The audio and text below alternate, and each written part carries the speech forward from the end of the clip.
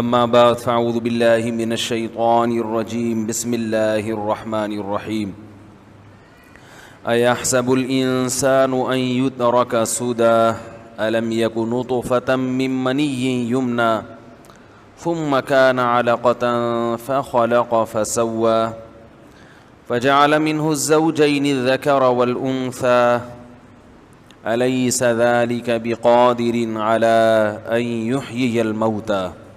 یہ اس مائک کی آواز تو ٹھیک نہیں ہے, ڈبل آواز آ رہی ہے, وہاں سے بھی آ رہی ہے اچھا.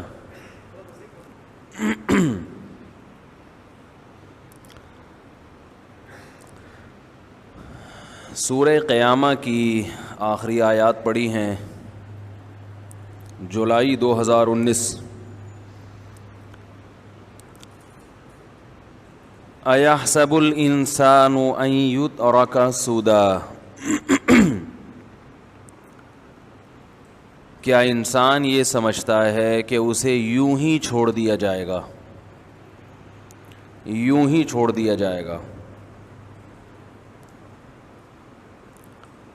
اس آیت میں اللہ تعالیٰ نے انسان کو تنبیہ کی ہے, بتایا ہے کہ انسان اپنے ہر عمل کا جواب دہ ہے. کچھ بھی کر رہا ہے تو اس کو یہ معلوم ہونا چاہیے کہ میں یہ کیوں کر رہا ہوں. بات آ رہی ہے سمجھ میں؟ اس کو یہ پتہ ہونا چاہیے کہ میں نے یہ کیوں کیا. دو نظریات ہیں دنیا میں. جو مذہب مخالف لوگ ہیں وہ کہتے ہیں ہماری زندگی ہے, ہم جیسے چاہیں گزاریں, ہم کسی کے پابند نہیں ہیں, لائف کو انجوائے کرو, بس خوشیاں مناؤ. لیکن اللہ تعالیٰ نے پیغمبروں کو جو دنیا میں بھیجا اور پھر اپنی آخری کتاب کو نازل کیا تو اس کا مقصد یہ بتانا ہے کہ تم آزاد نہیں ہو, تم کسی کے غلام ہو, پابند ہو کسی کے. کیونکہ اگر خود سے پیدا ہوئے ہوتے یا تم نے خود اپنے آپ کو بنایا ہوتا تو پھر تم اپنی منمانی زندگی گزارنے کے مجاز تھے, تمہیں یہ حق حاصل تھا.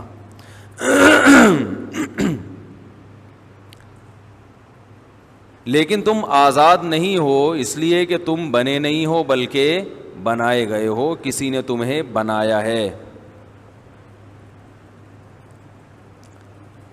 بننے میں بھی تم کسی کے محتاج, اور بننے کے بعد اپنی زندگی کو باقی رکھنے میں اس میں بھی کسی کے محتاج ہو. جب تم پیدا ہوئے تھے تو اس اللہ نے ماں کی چھاتیوں میں دودھ پیدا کیا, وہ پیدا نہ کرتا تو تم زندہ نہ رہتے, وہ اپنی قدرت سے کیا اس نے.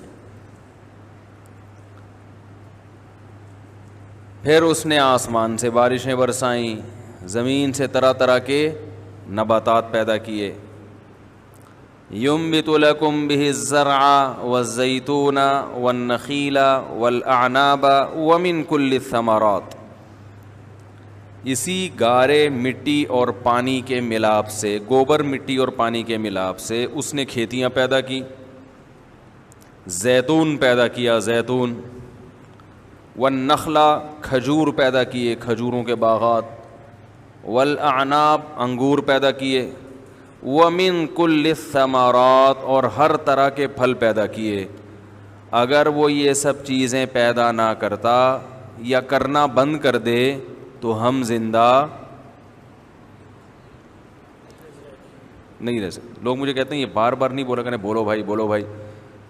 تو آپ مجھے یہ بولنے کا موقع ہی نہ دیا کریں کہ میں بولو بھائی بولوں. آپ میرے بولے بغیر بول دیا کریں, ٹینشن ختم ہو جائے گی. کہتے ہیں نا تالی دونوں ہاتھوں سے بجتی ہے. تو ينبت لكم به الزرع والزيتون, کیسا فرق ہے ان سب چیزوں میں جو پیدا ہو رہی ہیں. لیکن پیدا سب مٹی سے ہو رہی ہیں.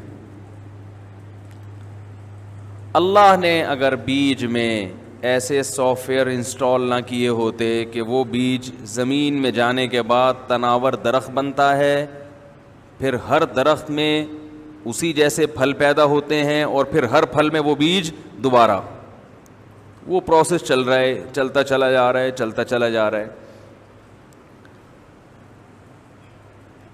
تو ہم محتاج ہیں اللہ کے ایک ایک چیز میں. کتنی سائنس نے ترقی کر لی, پوری کوشش کر لی کہ اللہ کے مقابلے میں آ کے کھڑے ہو جائیں, مگر اللہ کے مقابلے میں کھڑے نہیں ہو سکتے. وہ سائنسدان خود مر جاتا ہے بیچارہ, ڈاکٹر خود مر جاتا ہے, حکیم خود مر جاتے ہیں. جو لوگوں کو خوشیاں بانٹ رہے ہوتے ہیں وہ ٹینشنوں میں مر جاتے ہیں. نفسیاتی ڈاکٹر جو پاگلوں کا علاج کرتے ہیں بعض دفعہ خود پاگل ہو جاتے ہیں. یہ سب اس کی علامتیں ہیں کہ ہم فقیر ہیں, محتاج ہیں اللہ کے, آزاد نہیں ہیں. تو ایک لفظ میں استعمال کرتا ہوں, فنٹر گیری, جس پہ بعض لوگ خوش ہوتے ہیں, بعضوں کو تکلیف ہوتی ہے. کس قسم کے الفاظ استعمال کر رہے ہیں بھائی. فقیر آدمی زیادہ فنٹر بنے تو اس پہ سوٹ کرتا ہے یہ. بھائی ایک سیٹ ہو, چلو وہ تکبر کے ساتھ گھوم رہا ہے, چلو اللہ نے دولت دی ہے تو وہ اس کو دکھا رہا ہے. ایک فقیر ہے, ایک محتاج ہے, ہر چیز میں آپ کا محتاج, پھر وہ آپ کے سامنے فنٹر بنے تو آپ بولو گے تو پاگل اور بیوقوف ہے. ایک بھیکاری آپ کے گھر پہ آیا, یہ سب باتیں میں اپنے بارے میں اور آپ کے بارے میں, ہم سب ایک ہی جیسے ہیں اس میں. ہم اپنے آپ کو فقیر ماننے کے لیے تیار نہیں ہیں. زبان سے مسلمان یہ کہہ دیتا ہے کہ ہم اللہ کے محتاج ہیں, اللہ کا فضل ہے تو بھائی چل رہے ہیں. تو بھائی جب تو اللہ کا محتاج ہے تو تیرے عمل سے تو کہیں نہیں لگتا کہ تو اپنے آپ کو اللہ کا محتاج سمجھتا ہے. لگتا ہے کہ تم سے بڑا فنٹر مارکیٹ میں پیدا ہوا ہی نہیں ہے, کچھ مان ہی نہیں رہا, کچھ عمل ہی نہیں کر رہا اس کی باتوں پہ. ہماری مثال اس بھیکاری کی ہے. ایک بھیکاری کسی سیٹھ صاحب کے پاس گیا اور کہنے لگا اللہ کے نام پہ 10 روپے دے دو. 10 کا نوٹ بھی لگتا ہے اب ختم ہو جائے گا. ویسے تو 10 کا نوٹ تو میرا خیال ہے ختم ہو گیا نا, نہیں ہوا, ابھی ہونے والا ہے. 5 لاکھ کا نوٹ آئے گا اب انشاءاللہ. معیشت جس اسپیڈ کے ساتھ گر رہی ہے, ان قریب 5 لاکھ کا نوٹ آنے والا ہے. تو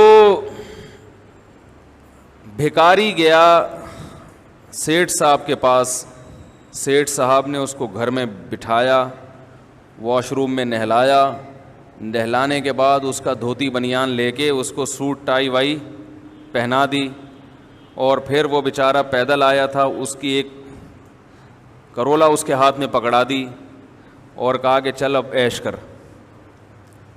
اب یہ بھیکاری دوسروں کے سامنے تو فنٹر بنے گا, اپنی ٹائی کو صحیح کرتا رہے گا, گاڑی گھماتا رہے گا, لیکن جب یہ سیٹھ سامنے آئے گا یا اس کی گلی میں جب یہ بھیکاری آئے گا تو پھر وہاں پر یہ زیادہ فنٹر بننے کی کوشش, بولو بھائی, نہیں کرے گا. پھر یہ نہیں کہے گا میری ٹائی میری گاڑی بھائی یہ کریز صحیح کر لوں اپنی. وہ سیٹھ بولے گا تیری اوقات کیا ہے, کل تو دھوتی چڈی بنیان میں گھوم رہا تھا, یہ تو میں نے تجھے پہنا دی ہے, اور میں اگر ابھی واپس لے لوں تو تیری پھر وہی اوقات ہو جائے گی.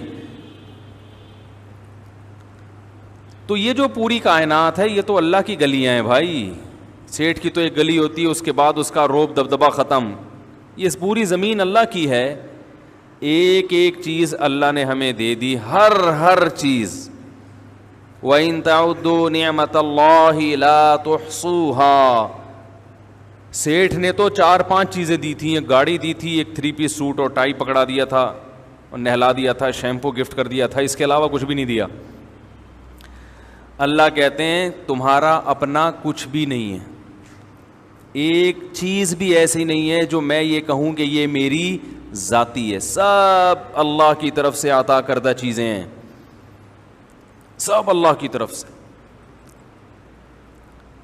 اور اتنی زیادہ ہیں کہ اللہ کہہ رہے ہیں, اللہ فرماتے ہیں کہ اگر تم ان نعمتوں کو کاغذ قلم لے کے لکھنا شروع کر دو یا شمار کرنا شروع کر دو تو تمہارے بس میں ان کو شمار کرنا نہیں ہے, ممکن نہیں ہے کہ ان کو گنا جا سکے. تو سر کے بال سے لے کے پاؤں کے ناخن تک تمام چیزیں گاڈ گفٹڈ ہیں. اب بتاؤ اس گاڈ کی زمین پر جو ہمیں دیکھ بھی رہا ہے, تکبر کرنا یا یہ کہنا کہ میں اپنی من مانی زندگی گزاروں گا, میری پرسنل لائف ہے, جیسے یہ لبرل لوگ بولتے رہتے ہیں نا صبح سے شام, ہماری عورت پردہ کرے نہ کرے اس مولویوں کو تکلیف کیوں ہوتی ہے, کہتے ہیں نا.